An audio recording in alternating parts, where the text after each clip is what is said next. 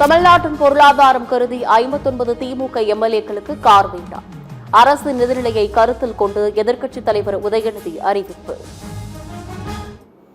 ஏற்கனவே தமிழ்நாடு அரசு கடும் நிதி நெருக்கடியில் இருப்பதாக மாண்புமிகு முதலமைச்சர் அவர்களே கூறி வருவதால் எங்களுடைய கழக தலைவர் மாண்புமிகு முன்னாள் முதலமைச்சர் திரு முத்துவேல் கருணாநிதி ஸ்டாலின் அவர்களின் அறிவுறுத்தலின் பேரில் திராவிட முன்னேற்ற கழகத்தைச் சேர்ந்த 59 சட்டமன்ற உறுப்பினர்கள் இவ்வாகனங்களை பெறுவதில்லை என்று முடிவெடுத்துள்ளோம்.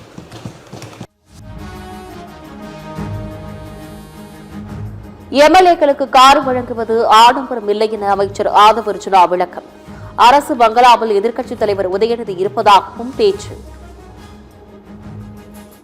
இல்ல வீட்டுக்குள்ளேயே உட்கார்ந்துகிட்டு நம்ம ஒரு அரசியல் செய்ய முடியாது. மக்களுடைய தேவைகளை ஒவ்வொரு தெருவா செய்யணும். அதுக்குதான் இந்த இதை தவிர இது ஆடம்பரம் கிடையாது. எதிர்கட்சி தலைவருடைய நிலைப்பாடுல நாங்களும் இருக்கோம். யார் யாருக்கெல்லாம் கார் இருக்கு அவங்க ஆட்டோமேட்டிக்கா யாரும் அப்ளை பண்ண போறது இல்லை. ஆனா ஒரு முதலமைச்சருடைய அறிவிப்பு பொதுவான அறிவிப்பா தான் இருக்க முடியும். இதுதான் ஒரு அரசுடைய புரோட்டோகால். திமுகவை தொடர்ந்து அரசு வழங்கும் கார் வேண்டாம் என கம்யூனிஸ்ட் கட்சி அறிவிப்பு.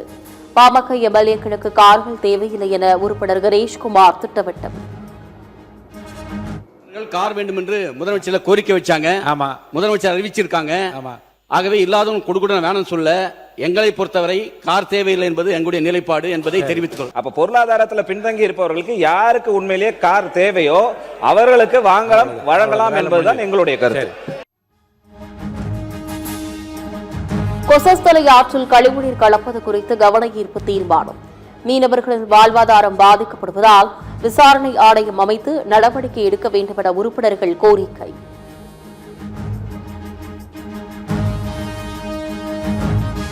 கொசஸ்தலை ஆற்றில் மீன்கள் இறப்பு குறித்து 10 நாட்களில் விரிவான அறிக்கை வெளியிடப்படும். தண்ணீரில் ஆக்சிஜன் குறைந்ததால் மீன்கள் இறந்ததாக சுற்றுச்சூழல் துறை அமைச்சர் ராஜு விளக்கம். 2 இடங்கள்ல முக்கியமா மீன் செத்து கிடந்த இடத்துலையும் ரயில்வே பிரிட்ஜ் கெனால்லையும் பக்கிங்ஹாம் கெனால்லையும் 2 இடத்துல டிசால்ட் ஆக்சிஜன் கம்மியா இருந்தது. மெயினா இந்த மீன்கள் செத்து மிதப்பதுக்கு மெயின் காரணம் பார்த்தீங்கன்னா டிசால்ட் ஆக்சிஜன். அது 4 மில்லிகிராம் பெர் லிட்டருக்கு மேல இருக்கணும். ஆனா அந்த 2 இடங்கள்லையுமே 2 இருந்தது. ரிப்போர்ட் சமர்ப்பிக்க நம்ம நம்ம முதலமைச்சரோட அறிவுறுத்தலின்படி நம்ம சொல்லியிருக்கோம். இனிமே இந்த மாதிரி நடக்காததுக்கு நம்ம எல்லா ஸ்டெப்பும் எடுத்துக்கிட்டு இருக்கோம். இந்த ரிப்போர்ட்ஸ் வந்த பிறகு நான் முழுமையா அதை பத்தி நான் அந்த சபையில விவரிக்கிறேன்.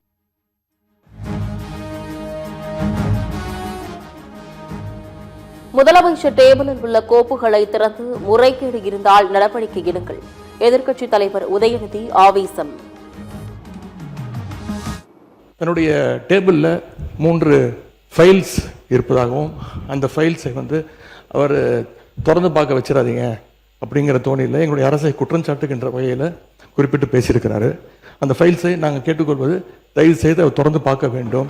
அதன் மீது அவர் ஆக்ஷன் எடுக்க வேண்டும். எதற்காக பயப்படுறீங்க? எதற்காக காலம் தாழ்த்துறீங்க? இதையே 3 மாசமா சொல்லிட்டு இருக்கிறீங்க. தமிழ்நாடு முழுவதும் மின்கட்டண உயர்வால் ஏழை எளிய மக்கள் கடுமையாக பாதிப்பு. மின்கட்டண குளறுபடிக்கு உடனடி தீர்வு காண வேண்டும் என முன்னாள் அமைச்சர் செந்தில் பாலாஜி வலியுறுத்தல். ஏறத்தாழ 3,70,000 மின் நுகர்வோர்களுக்கு மறு ஆய்வு என்று அறிவித்து அதற்கான பணிகளை நாங்கள் முன்னெடுத்திருக்கிறோம் என்று தெரிவித்திருக்கின்றார்கள். தமிழ்நாட்டு மக்கள் இந்த மின் கட்டணத்தினுடைய குளறுபடிகளால் உயர்வால் பாதிக்கப்பட்டிருக்கின்ற அந்த ஏழை எளிய மக்களுக்கு உடனடி தீர்வை எட்டுவதற்கு இந்த அரசு தீர்வு காண வேண்டும் என்பதை இந்த பேரவையின் வாயிலாக நான் வலியுறுத்துகின்றேன். 3.17 லட்சம் புகார்களில் 2719 புகார்களில் மட்டுமே குளறுபடி கண்டுபிடிப்பு. திடீர் மின்கட்டண உயர்வு என்று எதுவும் இல்லை என மின்துறை அமைச்சர் நிர்மல்குமார் விளக்கம். 2719 மட்டும்தான் மிஸ்மேட்ச். அப்போ நம்ம பண்ண எல்லா 3,70,000 எல்லாத்தையும் கம்ப்ளீட் பண்ணுறப்ப 2719 தான் மிஸ்மேட்ச். அதுவும் எதனாலன்னு பார்த்தீங்கன்னா meter defect 1350, wrong meter reading அது அங்கே போகிறப்ப மேனுவலாக நடக்கிற ராங் மீட்டர் ரீடிங்கில் 1369. இது எல்லா காலகட்டங்களிலும் ஒரு 0.5 to 6% அது நடக்கக்கூடிய விஷயங்கள் தான். அவை குறிப்பிலிருந்து நீக்காதபடி பேச வேண்டுமென உறுப்பினர்களுக்கு சபாநாயகர் அறிவுறுத்தல். இருக்கையிலிருந்து மிரட்டும்படி யார் வந்தாலும் நடவடிக்கை எடுக்கப்படும் என எச்சரிக்கை.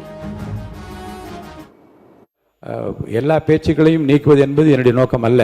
ஆனால் அவைக்கு உதவாத, மக்களுக்கு பயன் தராத, நம்முடைய பண்பாட்டிற்கு உதவாத இந்த அவையினுடைய மாண்பை குறைக்கக்கூடிய எந்த விஷயங்களாக இருந்தாலும் அதை நிச்சயமாக நான் அவை குறிப்பிலிருந்து நீக்குவேன்.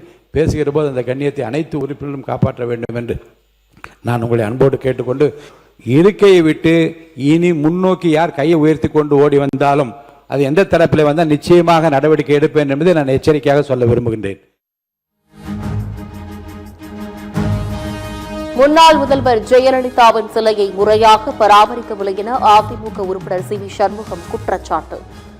ஜெயலலிதா சிலை முறையாக பராமரிக்கப்பட்டு வருவதாக அமைச்சர் விஸ்வநாதன் விளக்கம்.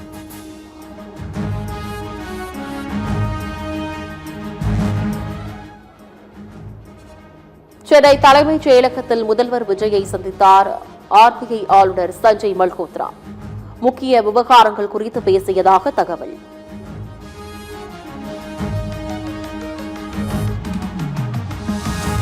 உலக புகைப்பட தினத்தையொட்டி முதலமைச்சர் விஜயுடன் பத்திரிகை புகைப்பட கலைஞர்கள் சந்தித்து வாழ்த்து. பத்திரிகை புகைப்பட கலைஞர்களை வீடியோ எடுத்து மகிழ்ந்த முதலமைச்சர் விஜய்.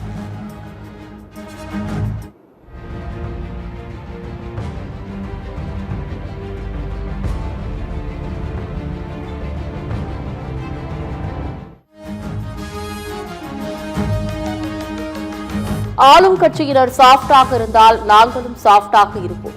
கடந்த ஆட்சி போல் எதற்கெடுத்தாலும் தாவேக்க கடுமையாக இருந்தால் நல்லதில்லை என தமிழிசை பேட்டி.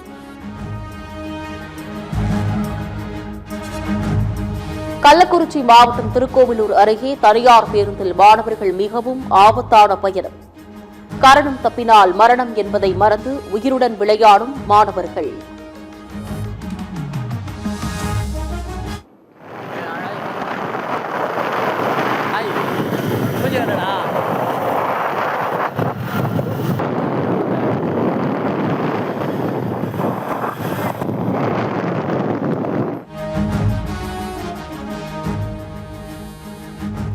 ஒசூர் அருகே அரசு பேருந்தில் ஆபத்தான பயணம் மேற்கொள்வதை ரீல்ஸ் எடுக்கும் சக மாணவர்கள். மாணவர்களின் எதிர்காலத்தை கருத்தில் கொண்டு உடனடியாக நடவடிக்கை எடுக்க வேண்டும் என பல்வேறு தரப்பினர் கோரிக்கை.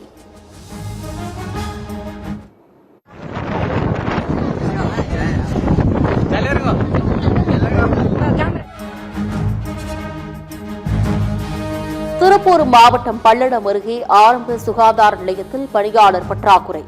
ஒரு ஊழியர் மட்டுமே இருப்பதால் நீண்ட நேரம் காத்திருக்கும் மக்கள் கடும் வாக்குவாதம்.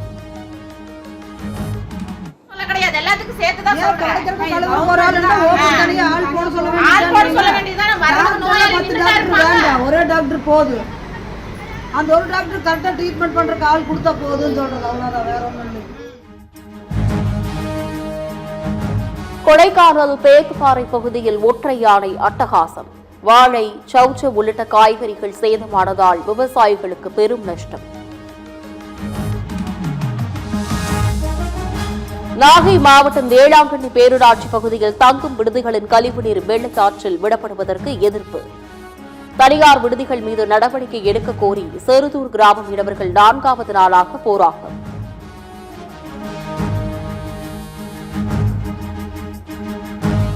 திண்டுக்கல் மாவட்டத்தில் பூக்களின் வரத்து அதிகரித்ததால் விற்பனை மந்தம். கடந்த ஆண்டு இதே மாதத்தில் 150 ரூபாய் விற்பனையான வாடாமல்லி தற்போது 80 ரூபாய்க்கு விற்பனையாவதால் விவசாயிகள் வேதனை.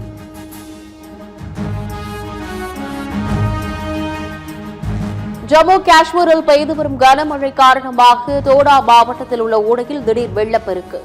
தண்ணீரின் வேகம் அதிகரித்திருப்பதால் வெள்ளத்தில் சிக்கிய மாணவர்கள் நீண்ட போராட்டத்திற்கு பின்பு மீட்பு. மகாராஷ்டிராவில் பாக்கெட்டுகளில் அடைக்கப்படாத சமையல் எண்ணெய் விற்பனைக்கு தடை. ஒருமுறை பயன்படுத்திய சமையல் எண்ணெய் மீண்டும் பயன்படுத்துவதற்கு தடை விதித்து உணவு பாதுகாப்புத்துறை நடவடிக்கை. உக்ரைன் தலைநகர் கீவ் மீது ரஷ்யா நடத்திய பயங்கர தாக்குதலில் 16 பேர் உயிரிழப்பு. குழந்தைகள், மருத்துவமனை உள்ளிட்ட கட்டடங்கள் குறிவைக்கப்பட்டதை கண்டித்து ஜெலன்ஸ்கி வேதனை.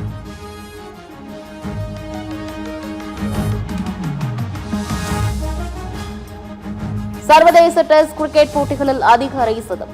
சச்சின் டெண்டுல்கர் சாதனையை சமன் செய்தார் இங்கிலாந்து வீரர் ஜோ ரூட்.